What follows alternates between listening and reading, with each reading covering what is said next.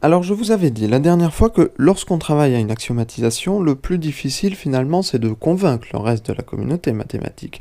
Et la méthode la plus efficace pour convaincre finalement c'est de fournir une preuve de consistance des axiomes, c'est-à-dire la preuve formelle que les axiomes ne sont pas contradictoires. Ce qu'on va faire en général, et ça sera le cas pour l'axiomatique de la géométrie et celle de l'analyse de Hilbert, c'est qu'on va construire cette preuve par analogie. Il faut réussir à exprimer les axiomes dans une forme algébrique. L'idée, c'est que la théorie des nombres algébriques est le domaine le plus fiable des mathématiques. Alors si les axiomes de la géométrie de Hilbert, par exemple, étaient contradictoires, une fois exprimés sous forme algébrique, cette contradiction s'étendrait à l'algèbre. Mais l'algèbre est sûre et peu contestable. Alors cela suffit à convaincre le reste de la communauté mathématique.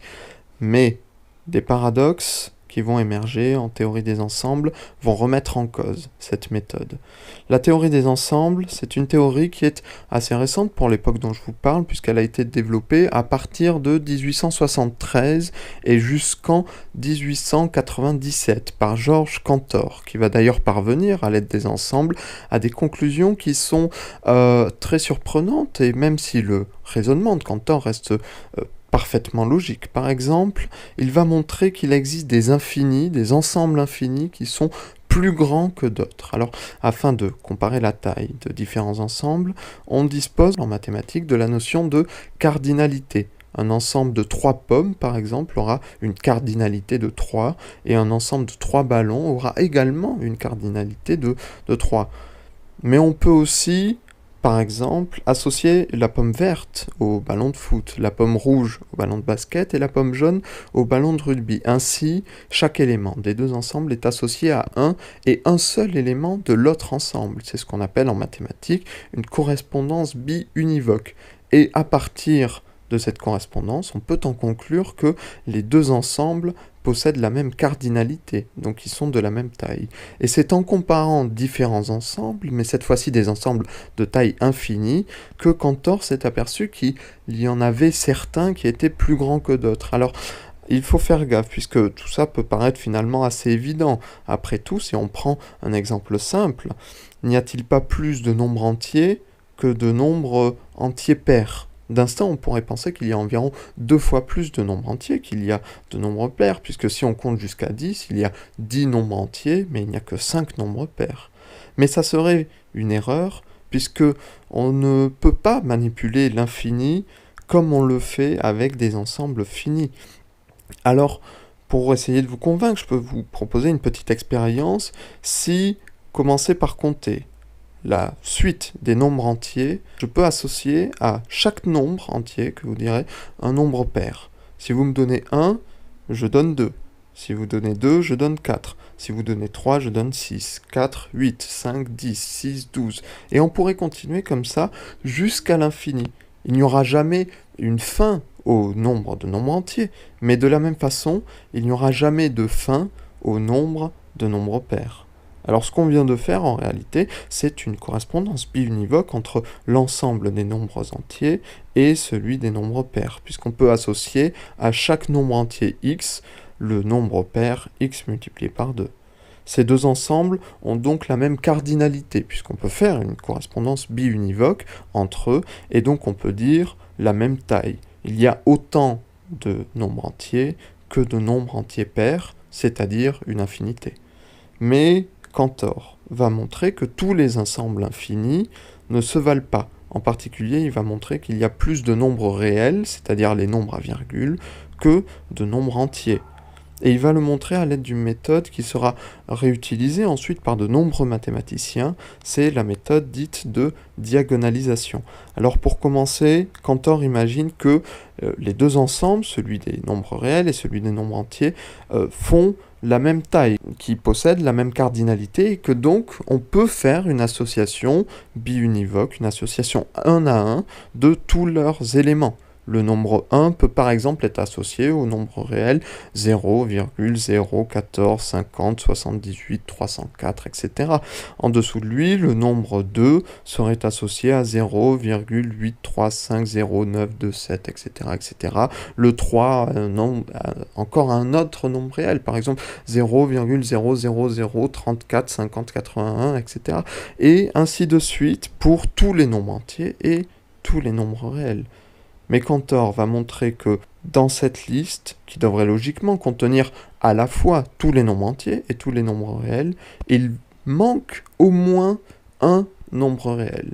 Si on prend le chiffre à la première position du premier nombre réel, puis celui à la seconde position du second nombre réel, celui à la troisième position du troisième réel, et ainsi de suite, pour tous les nombres réels de la liste, et qu'on modifie chacun de ces nombres en suivant une règle simple, si c'est un 0, il devient un 1, si ce n'est pas un 0, il devient un 0, alors on obtient un nouveau nombre qui est un nombre réel et qui n'était pas déjà inclus dans la liste. Et c'est ça, la diagonalisation. Alors pourquoi est-ce qu'on peut affirmer qu'il n'est pas déjà dans la liste? Tout simplement parce que ça ne peut pas être le premier nombre, puisque le chiffre à la première position est différent.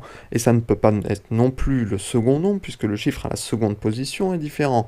Ça n'est pas le troisième, ni le quatrième, ni le cinquième, ni le sixième, ni finalement aucun des nombres réels de la liste.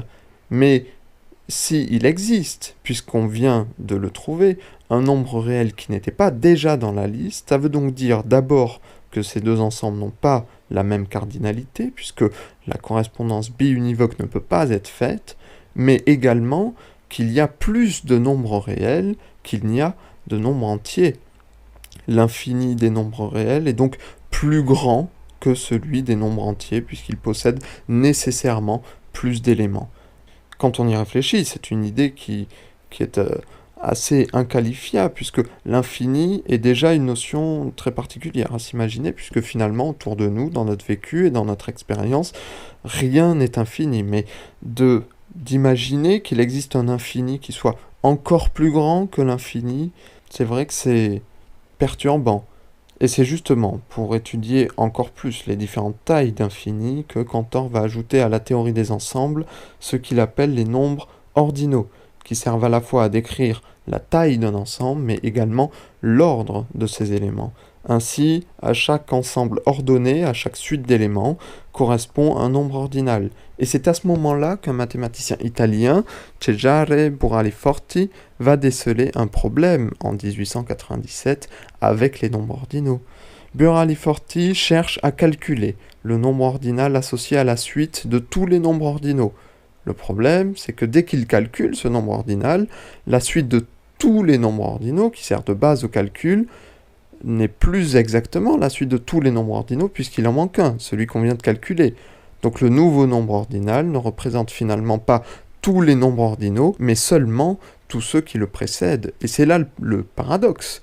N'importe quelle suite d'éléments devrait être associée à un nombre ordinal, et pourtant, il ne peut pas exister de nombre ordinal pour la suite des nombres ordinaux. Et ça, c'est un problème. En 1902, quelques années plus tard, Bertrand Russell va également mettre à jour un second paradoxe en théorie des ensembles. Il va dire « L'ensemble des cuillères à thé n'est pas lui-même une cuillère à thé. Il ne s'appartient donc pas à lui-même. Il ne correspond pas à sa propre définition. Par contre, on peut réfléchir à l'ensemble de tous les ensembles qui ne s'appartiennent pas à eux-mêmes. Est-ce que cet ensemble-là s'appartient-il à lui-même ou pas ? Au fond, il n'y a que deux possibilités. Soit il s'appartient à lui-même, dans ce cas, il devrait correspondre à sa propre définition, c'est-à-dire de ne pas s'appartenir à lui-même. Donc, s'il s'appartient à lui-même, il ne devrait pas s'appartenir à lui-même. Mais l'autre possibilité, s'il ne s'appartient pas à lui-même, alors il mérite de faire partie de l'ensemble des ensembles qui ne s'appartiennent pas à eux-mêmes, et dans ce cas-là, il s'appartiendrait à lui-même. Alors, pris dans son élan, Russell va appliquer exactement la même logique à l'ordre des concepts. Être vert, c'est un concept, et on peut dire qu'une pomme est verte, mais être vert n'est pas vert lui-même. Il ne s'applique donc pas à lui-même, et c'est ce qu'on appelle un concept hétérologique. Mais l'hétérologie est-elle elle-même hétérologique ? Si oui, alors le concept s'appliquerait à lui-même et ce ne serait donc pas hétérologique. Et s'il n'est pas hétérologique, alors comme il ne s'applique pas à lui-même, il est hétérologique. C'est à chaque fois le serpent qui se mord la queue. Hilbert n'est pas très surpris par les réflexions de Russell, puisque dans une lettre à Frege, il va raconter qu'un autre mathématicien est lui aussi arrivé à la même conclusion que Russell et que ce paradoxe-là est déjà connu à Göttingen depuis au moins 3 ou 4 ans. Mais c'est finalement Antoine Richard, en 1905, qui va clore la marche, qui va mettre à jour le dernier paradoxe de la série. Et pour ça, il va commencer par faire la liste de tous les nombres qui sont définis en moins de 1000 mots. Puis, en empruntant la méthode de diagonalisation de Cantor, il trouve un nombre qui n'est pas déjà inclus dans la liste. Mais c'est un problème puisque la méthode de diagonalisation s'explique en moins de 1000 mots. Donc le nombre révélé est définissable en moins de 1000 mots et devrait déjà être dans la liste. Alors on pourrait penser que le problème finalement c'est la théorie des ensembles qui n'est pas très correcte, mais souvenez-vous que la consistance de la théorie des ensembles repose, comme le reste des branches mathématiques, sur la consistance présumée de l'arithmétique. Alors en fait, les paradoxes qui sont trouvés en théorie des ensembles se répercutent sur l'arithmétique et finalement sur l'ensemble de toutes les mathématiques. C'est un gros problème auxquels vont devoir faire face maintenant les mathématiciens, puisqu'il va falloir réparer en quelque sorte l'arithmétique et l'algèbre, refaire une nouvelle axiomatique afin de faire disparaître les paradoxes déjà connus et de donner une preuve de consistance de ces axiomes afin de se prévenir contre l'apparition de nouveaux problèmes. Seulement, jusqu'alors, les preuves de consistance étaient produites par analogie avec l'arithmétique et l'algèbre, et c'est une méthode qu'on ne pourra pas utiliser pour l'arithmétique elle-même. Alors à ce moment-là, personne n'a la moindre idée de comment faire une preuve de consistance qui ne reposerait pas sur l'arithmétique et l'algèbre. Et ce moment-là marquera le début de ce qu'on appelle la quête du fondement.